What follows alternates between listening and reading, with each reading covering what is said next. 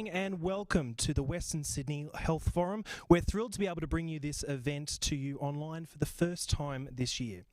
My name's Jake McCallum. I'm the NewsLocal state political reporter and a proud resident of Western Sydney. I'm excited to be involved in this event once again this year. I'd like to begin by acknowledging the traditional owners of the land on which we meet today, the Barramadigal of the Darug Nation, and pay my respect to elders past and present.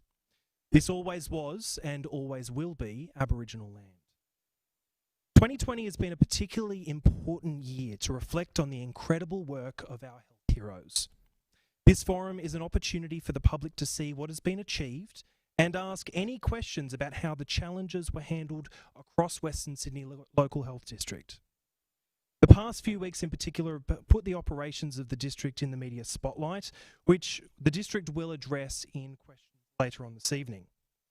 We've received many questions in the lead up to tonight, but for everyone watching at home, please feel free to ask any questions in the comments and we will do our best to get to them. I'd now like to welcome the Chief Executive of the district, Mr. Graham Loy, to share a few words.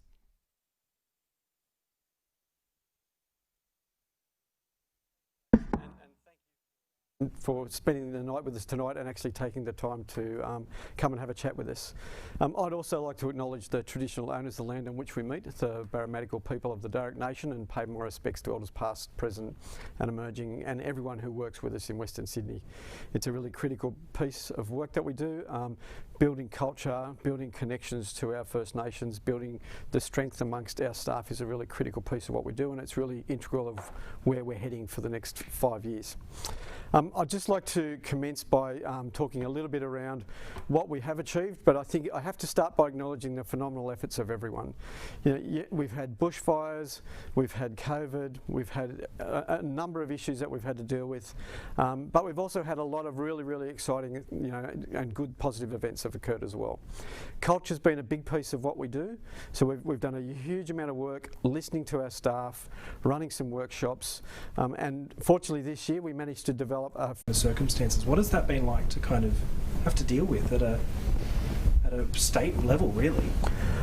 Look, I think what we're seeing is a really strong response across the whole of New South Wales. So I think what you're seeing out of Western Sydney is that yes, we're doing the in-reach to the mandatory quarantine, the police quarantine. The Sydney LHD is doing the health quarantine. We did the interpreter services, so I think we did an in-reach of about 16,000 occasions of service for interpreters to date, in-reaching into people that have come back. What you're seeing is the whole system work as a team. There's been absolutely outstanding leadership from the top. Dr. Kerry Chan has been amazing as a Chief Medical Officer, providing us fabulous direction and steerage in that space. Susan Pearce, as the Deputy Secretary, has been coordinating brilliantly the whole emergency operation work. And what I see working at my level is that the chief executives across New South Wales are working together and working as one. And so, yes, it's a privilege for us to be able to stand up and say, yes, we can help. We've got our 950,000 people in Western Sydney, but we can do more. And if we've got the skill set and we've got the opportunity, there is no shortage of capability and amazing clinicians, and there is no shortage of commitment to help. So, it's not just that. We had staff go down to the fires. We've had mental health staff sort of go into lots of different places. We've got our public health teams helping contact tracing in Victoria and South Australia and New South Wales. So, we've got an amazing group. And I'm really proud that they're not only just looking at our own backyard, but we're looking to see what we can do to help everyone else. Fantastic. Let's go into sewage testing. This is a favourite one.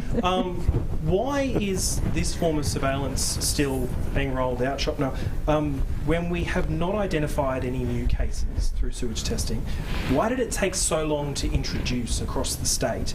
And how did sewage testing come about? All very good questions.